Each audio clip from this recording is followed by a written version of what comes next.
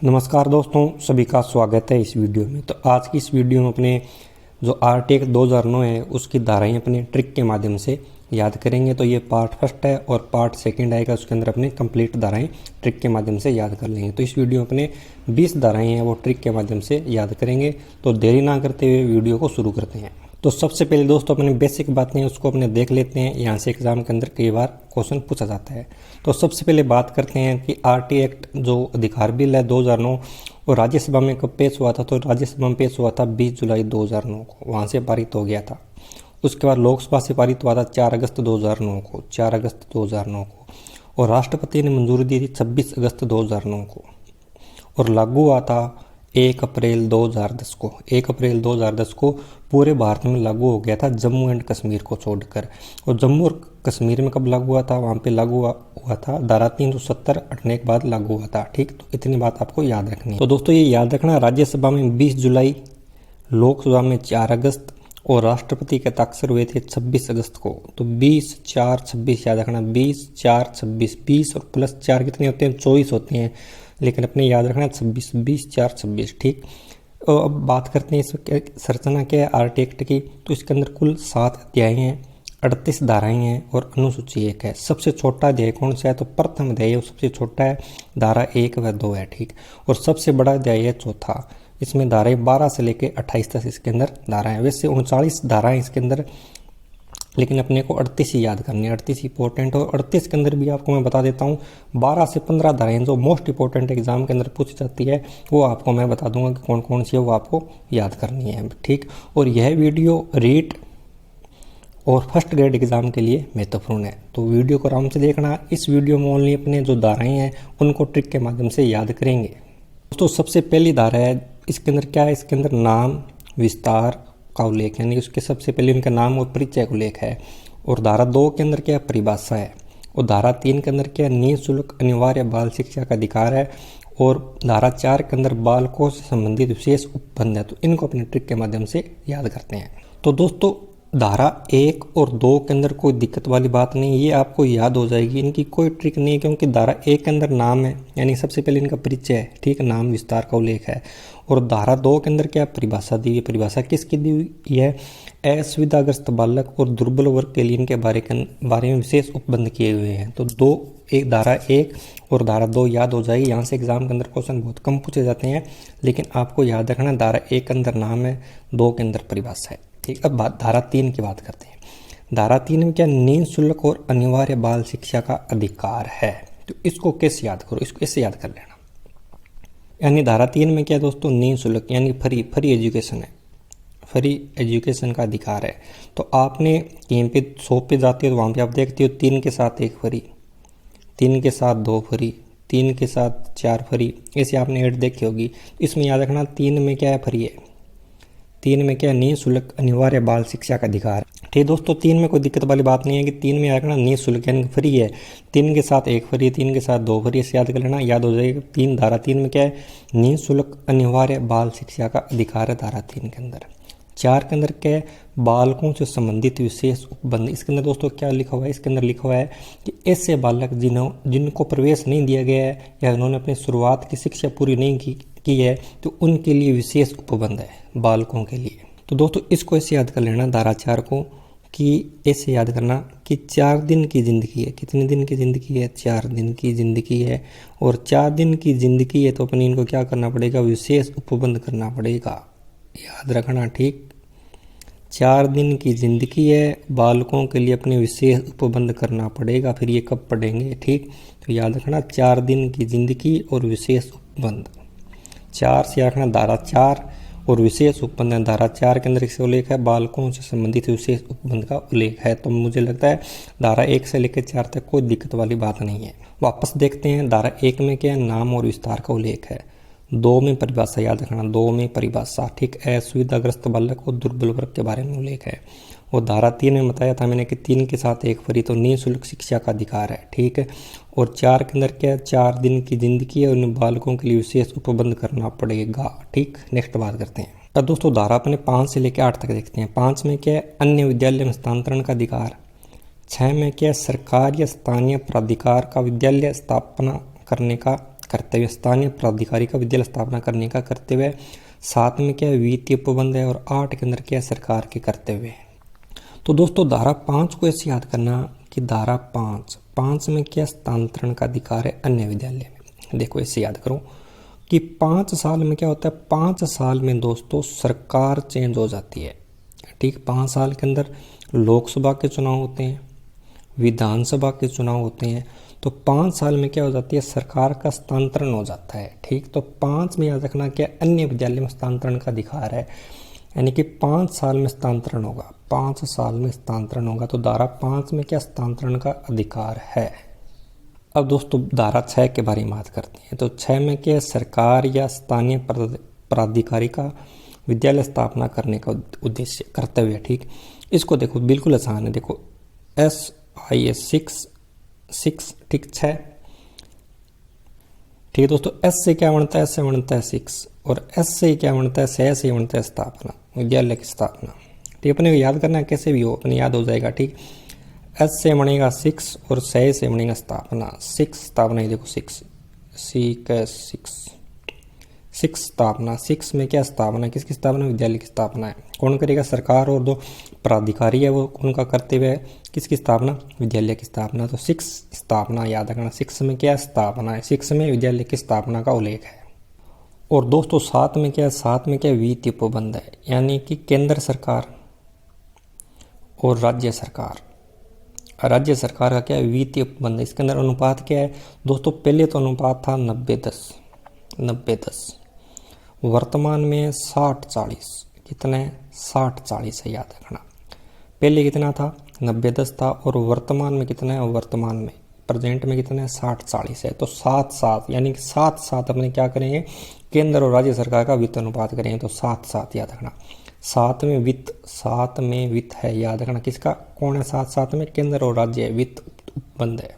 अब दोस्तों बात करते हैं धारा 8। धारा 8 में क्या, सरकार के कर्तव्य, यानी सरकार, यानी कि जिसकी सरकार होती है उसके क्या होते हैं, ठाट होते हैं। क्या होते हैं, ठाट होते हैं। और ठाट में क्या छुपा हुआ है, 8 छुपा हुआ है, ठाट और 8, यानी कि सरकार के क्या होते हैं, कर्तव्य होते हैं, और सरकार क्या करती है, ठाट करती है। ठाट और 8 याद रखना, सरकार के ठाट के कर्तव्य किसमें, 8 में है। सरकार ठाट करती है 8 में, याद रखना। एक वापस बता देता हूँ, 5 में क्या है, 5 साल में अपने क्या करेंगे, हस्तांतरण करेंगे, यानी 5 साल में सरकार चेंज हो जाती है, हस्तांतरण हो जाता है। ठीक, और 6 में क्या स्थापना है, 6 से 6 बताया था मैंने, 6 से स्थापना, किसकी स्थापना, विद्यालय की स्थापना। 7 में क्या है, वित्तीय उपबंध है, किसका, केंद्र सरकार और राज्य सरकार का। 7 में वित्त उपबंध। 8 में क्या, सरकार के कर्तव्य में, सरकार के ठाट हैं, 8 में अपने हिसाब से कर्तव्य का पालन करेगी। ठीक, अब देखते हैं धारा 9 से लेकर 12 तक। 9 में क्या, स्थानीय प्राधिकारी के कर्तव्य। 10 में माता पिता के कर्तव्य। 11 में विद्यालय पूर्व शिक्षा के लिए व्यवस्था करना। 12 में क्या, विद्यालय के उत्तरदायित्व है। ठीक है दोस्तों, 9 में क्या, स्थानीय प्राधिकारी के कर्तव्य, यानी स्थानीय जो अधिकारी होते हैं उनके कर्तव्य। लेकिन क्या करते हैं, अधिकारी होते हैं ना, अधिकारी अपने उनके पास काम के लिए जाते हैं तो क्या करते रहते हैं, नो करते रहते हैं कि काम अपने इतनी जल्दी नहीं करेंगे, इतनी जल्दी अपने कर्तव्य का पालन नहीं करेंगे। तो 9 से याद रखना, 9 में क्या है, स्थानीय जो अधिकारी उनके कर्तव्य, नो करते रहते हैं कि 9 स्थानीय अधिकारी के कर्तव्य। 8 में क्या है, 8 में सरकार के कर्तव्य, जो समुचित सरकार है उसके कर्तव्य। 9 में किसके, स्थानीय अधिकारी के कर्तव्य हैं। तो धारा 10 में क्या है, माता पिता के कर्तव्य। इसको ऐसे याद करना दोस्तों, आप बचपन के अंदर क्या करते थे, बहाने बनाते थे स्कूल नहीं जाने के। क्या बनाते थे, बहाने बनाते थे, कि 10 बहाने बनाते थे कि आज पेट दर्द कर रहा है, आज सिर दर्द कर रहा है। ठीक, 10 बहाने बनाते थे आप स्कूल नहीं जाने के। लेकिन क्या था, माता पिता के कर्तव्य थे कि आपको स्कूल भेजेंगे। तो याद रखना 10 में क्या है, माता पिता के कर्तव्य है। आप 10 बहाने बनाते थे लेकिन माता पिता आपको स्कूल भेज ही देते थे। तो 10 में क्या है, माता पिता के कर्तव्य है। ठीक दोस्तों, धारा 11 की बात करते हैं। ठीक है, 10 और 11 को अपने जोड़ के याद कर लेंगे। ठीक, देखो ऐसे याद करना है। 10 में क्या है, माता पिता के कर्तव्य, अपने 10 बहाने बनाते हैं स्कूल नहीं जाने के, तो माता पिता करते हुए अपने स्कूल भेज देते थे। ठीक, अब 11 में क्या, विद्यालय पूर्व शिक्षा के लिए व्यवस्था करना। माता पिता का कर्तव्य है कि वो विद्यालय पूर्व शिक्षा की व्यवस्था करेंगे, ऐसे याद कर लेना। 10 में क्या, माता पिता के कर्तव्य, 11 में व्यवस्था करना किसकी? विद्यालय पूर्व शिक्षा की। विद्यालय पूर्व शिक्षा की व्यवस्था करना किसके कर्तव्य में? माता पिता के कर्तव्य में। लेकिन ये कर्तव्य नहीं है, अपने को जोड़ के याद करना है इनको। 10 में माता पिता के कर्तव्य, 11 में विद्यालय पूर्व शिक्षा के लिए व्यवस्था करना ठीक है, याद रखना। 10 में माता पिता, 11 में व्यवस्था करेंगे किसकी? विद्यालय पूर्व शिक्षा की। यानी विद्यालय से पहले शिक्षा कौन देता है? माता पिता शिक्षा देते हैं, तो उनकी व्यवस्था करना है। ठीक है, अपने को याद रखना, जैसे तैसे भी याद हो आपके। अब बात करते हैं धारा 12 की। 12 में क्या है? विद्यालय के उत्तरदायित्व में, यानी कि कक्षा 12 तक, या क्लास या कक्षा 12 तक क्या होते हैं? विद्यालय के उत्तरदायित्व होते हैं। उसके बाद आप कॉलेज में चले जाती हो तो कॉलेज का उत्तरदायित्व होता है। तो याद रखना 12 में क्या है? विद्यालय के उत्तरदायित्व, कक्षा 12 तक विद्यालय के उत्तरदायित्व याद रखना। ठीक है दोस्तों, वापस बात करते हैं इन 4 धाराओं के बारे में। 9 में क्या? स्थानीय अधिकारी के करते हैं, वो 9 करते रहते हैं, तो 9 में याद रखना। ठीक।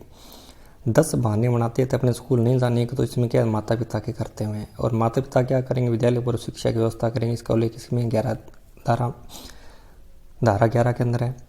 और 12 में क्या है? 12 के अंदर है विद्यालय के उत्तरदायित्व, यानी कक्षा 12 तक विद्यालय के उत्तरदायित्व है। उसके बाद विद्यालय का कोई उत्तरदायित्व नहीं है। नेक्स्ट बात करते हैं दोस्तों, एक बात और बताना चाहता हूँ, वीडियो को अच्छी लग रही है तो लाइक कर देना और कमेंट करके ज़रूर बताना। और इसके अलावा काफ़ी बच्चों कमेंट आए थे योजना के लिए मैंने एक वीडियो बना दी थी जिनकी दिनांक मैंने ट्रिक के माध्यम से याद की थी, और नेक्स्ट वीडियो अपनी जल्द आएगी। ठीक। अब दोस्तों बात करेंगे 13 से लेकर 16 तक। 13 में क्या? प्रवेश के लिए फीस की मनाही, यानी प्रवेश के समय आपसे पैसे नहीं मांग सकते स्कूल वाले। और प्रवेश के लिए आयु का सबूत 14 के अंदर है। 15 के अंदर प्रवेश से मना नहीं किया जाना, प्रवेश से मना नहीं कर सकते। और 16 के अंदर क्या? फेल करने पर रोक। देखो दोस्तों, 4 धाराएं हैं, एक साथ याद करने की कोशिश करते हैं। ठीक। तो सबसे पहले क्या है? प्रवेश के लिए फीस की मनाही, यानी प्रवेश के लिए विद्यालय आपसे फीस नहीं मांग सकता है। तो 13 से याद रखना, 13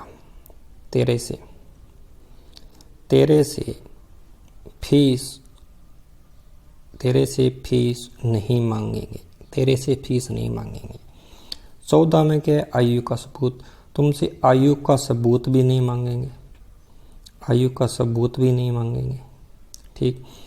15 में क्या है? तुझको प्रवेश से मना भी नहीं करेंगे, और 16 में क्या है? तुझको फेल भी नहीं करेंगे, तो देखो दोस्तों 4 धाराएं एक साथ हो याद हो जाएगी। 13 से फीस भी नहीं मांगेंगे, उसके बाद क्या होगी? तुम्हारी आयु का सबूत भी नहीं मांगेंगे, तुमको प्रवेश से मना भी नहीं करेंगे, और तुझको फेल भी नहीं करेंगे। तो 13, 14, 15, 16। देखो दोस्तों वापस देखते हैं। फीस 13 से फीस नहीं मांगेंगे, फीस का उल्लेख किसके अंदर है? धारा 13 के अंदर है, ठीक। और आयु का सबूत भी नहीं मांगेंगे, तो तुझसे आयु का सबूत भी नहीं मांगे, इसका उल्लेख किसमें? धारा 14 के अंदर है, ठीक, धारा 14 के अंदर है। और तुझको प्रवेश से मना भी नहीं करेंगे, इसका उल्लेख किसके अंदर है? धारा 15 के अंदर है। और तुझको फेल भी नहीं करेंगे, इसको लेकर इसके अंदर है? धारा 16 के अंदर है। तो चारों को एक साथ याद करना।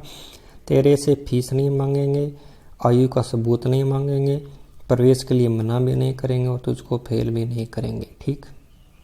दोस्तों इसके अंदर कोई डाउट हो तो बता देना। चारों धाराएं मैंने आपको एक साथ याद करा दिया। 15 को दोस्तों आप ऐसे भी याद कर सकते हो।